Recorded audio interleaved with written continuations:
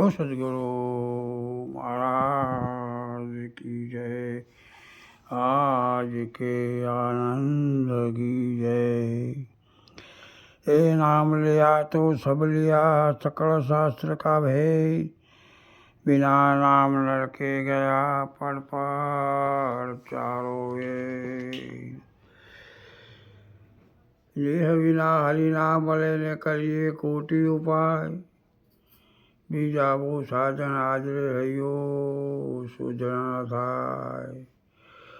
पाँच तत्व के भीतर में गुप्त वस्तु स्थान, विरलम हमको पाइए गुरु के शब्द प्रमाण। तत्व सार त्रिलोक मान गुरु गोविंद एक रूप, आज अंत मत एक हरि गुरु संत स्वरूप। બોલો સદગુરુ મહારાજ કી જય। આજે આપણે એક વાણી બોલીશું, એનો સત્સંગ કરીશું। એ વાણી છે ફેરા 84ના ફરતો તું આવે, ગુરુ વિના તને કોણ છોડાવે। ફેરા 84ના ફરતો તું આવે, ગુરુ વિના તને કોણ છોડાવે। વેદ પુરાણ 18 કહાવે, सकल शास्त्र मुखे करी गावे। मूल वचन नो मर्म न जाने, गुरु विना तने कोण छोड़ावे।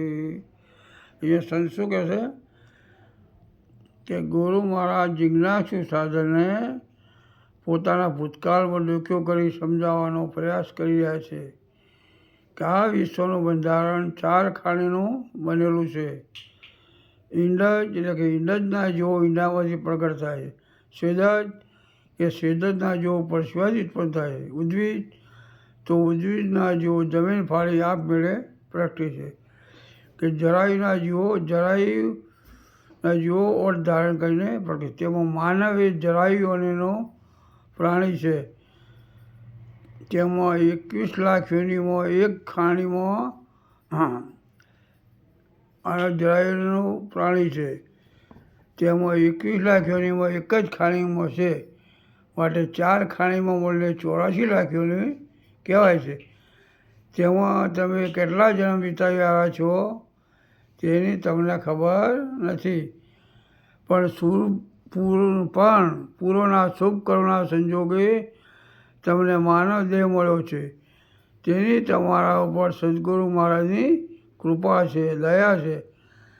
જ્યારે તમે ઊંધા માથે લટકતા અને માતાના ઉંદરમાં જે ખાટા તીખા જે રસો માતા ખાવાથી તમારામાં આવતા હતા, અંદર દુર્ગંધ મારતી હતી, રહેવાતું ન હતું, કોઈનો આધાર ન હતો, ત્યારે જમને જામીન આપીને હું તમારું ભજન કરીશ તેવો કોલ આપ્યો હતો, ત્યારે તમને છોડ્યા છે। માટે આ જન્મમાં જો જમને જામીન છોડાયું હોય તો સદગુણાચરણે આ અવસરે જાય ને ત્યાં પહેલાં પહોંચી જાઓ અને તેનો મહિમા જાણી આનંદ કરો।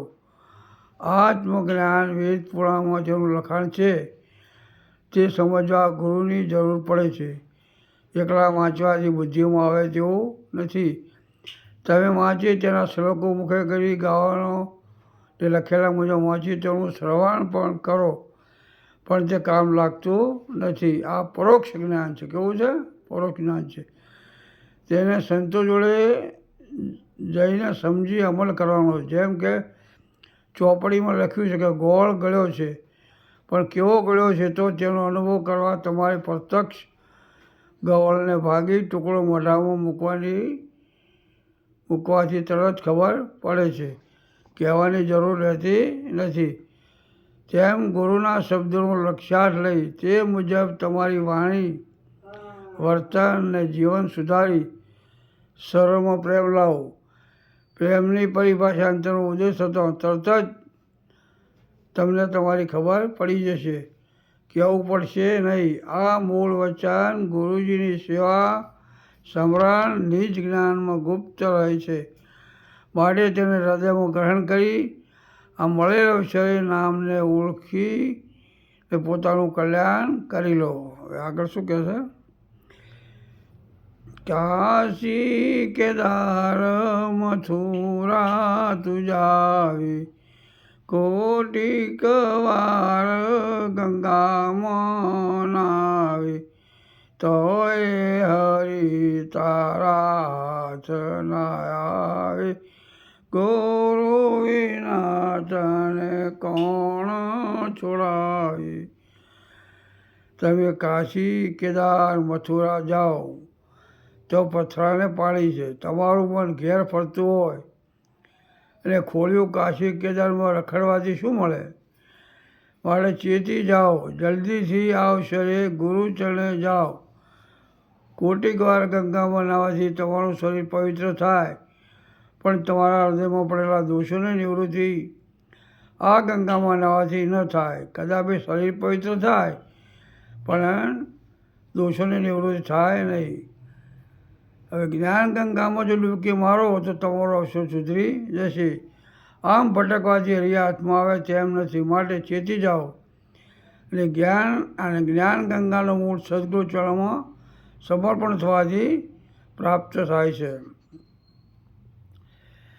જન્મ મરણનો ત્રાસ જવારે મટી શકે કે મનુષ્યાદારે, ભૂલ્યો દુવાર 84 જાય, ગુરુ વિના તને કોણ છોડાવે. આવનીમાં વારંવાર જન્મવું અને મરવું તે અજ્ઞાની જીવનું કાર્ય છે. માટે જો અવસરે જો જાગી જાય એવા સંજોગ તમને મળ્યા છે અને તને માનવ શરીર પણ પ્રાપ્ત થયું છે, તો તેના દ્વારા સમજી પ્રેમ લાવીને ભજન સત્સંગ કથા કીર્તન જ્યાં થતા હોય ત્યાં જઈને શ્રવણ કરી અને કરેલા શ્રવણનું મનન કરી તે મુજબ વાણી વર્તન બનાવી મળેલ અવસરે સાધુ સંતોની સેવા કરવાથી સદગુરુ આવીને મુમુક્ષુને સામે મળે છે, ગોતવા જવા પડતા નથી.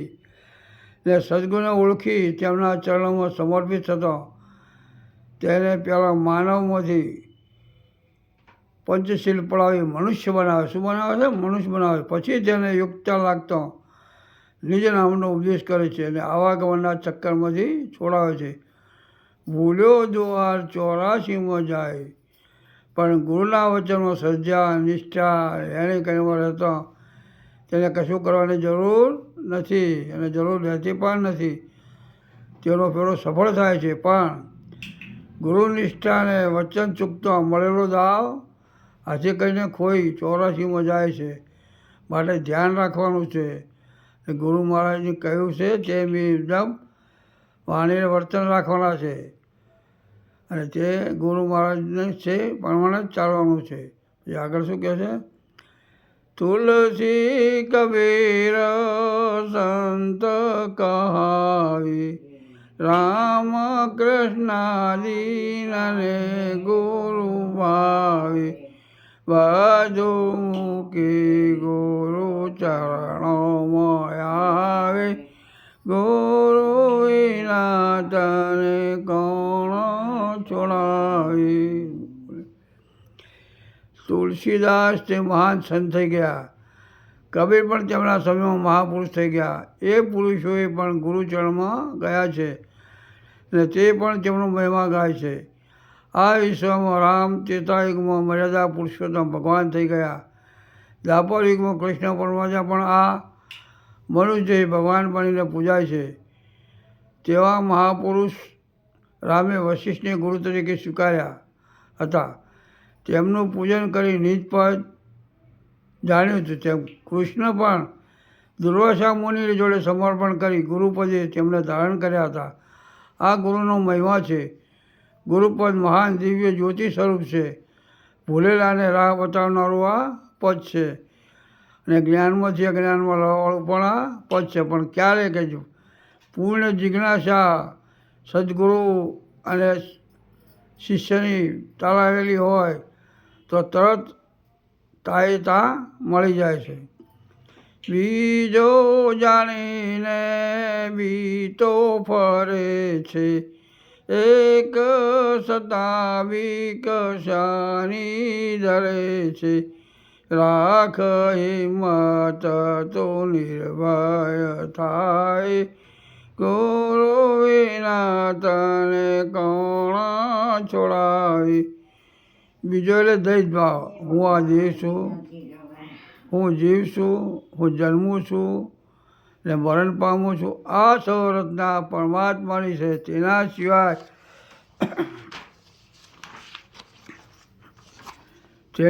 આપણાથી પહોળું પણ હાલે તેમ નથી. એટલે તેને પ્રસન્ન કરવા પૂજા, અર્ચના, તપ, પ્રાણાયામ, ધ્યાન જેવા કર્મ કરે છે, પણ તેને સત્યની જાણ નથી. શું છે એને? જેમ તેમ સત્યની જાણ નથી. પોતે જ પોતાનામાં વ્યાપીને રહેલ છે અને તેની સત્તા અને સ્ફૂર્તિની ઇન્દ્રિયો, પ્રાણ, મન, બુદ્ધિ વગેરે સર્વ ક્રિયા તેનામાં પડેલા સંસ્કાર મુજબ કરી રહ્યા છે. એ પોતે સર્વનો આધાર છે. જેમ કે તરણાઓથી ડુંગરને ડુંગર કોઈ દેખે નહીં, માટે પોતે પોતાને મળેલ અવસરે નિર્ભય થઈ જિજ્ઞાસા પ્રગટ કરી, સંત મહાપુરુષનો સંગ કરી, પોતે પોતાની ઓળખાણ કરી, ભ્રાંતિઓ અને સંશય સર્વ પતિથી પોતાની છે તેમ માની પોતે પોતાનામાં સ્થિર થવાનું. શું કરવાનું છે?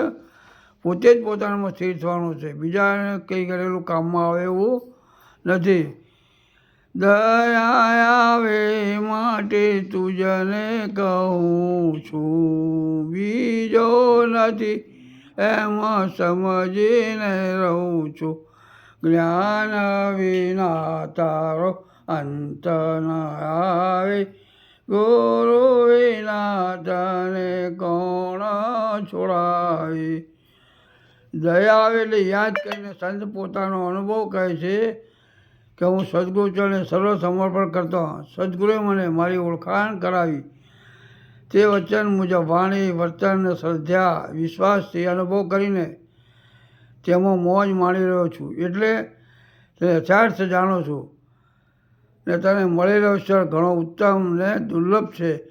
તેને વિષયોમાં ન ગુમાવતા સદગુરુ ચરણ પકડી લે, તે તને જ્ઞાન આપશે. સદગુરુ શાન મુજબ વિચારી, મનનને નિધ્યાસન કરી, સંતોના સંગમાં જે મળેલ શાન મુજબ શ્રવણ કરેલા જ્ઞાનરૂપી વચનોમાં ડૂબકી મારી તેની અનુભૂતિ કરવાથી તારો દેહાધ્યાસ છૂટી જશે અને તારા દર્શન તને થશે, જ્ઞાન પણ છૂટી જશે.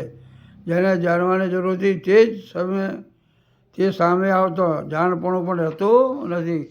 કે જેમ બધું ખ્યાલ સમજાઈ જતા પછી કંઈ જ્ઞાન, અજ્ઞાન, જ્ઞાન આવું કંઈ રહેતું નથી. કારણ કે એ પોતાને જાણ્યા પછી બીજું કંઈ જાણવાનું છે નહીં.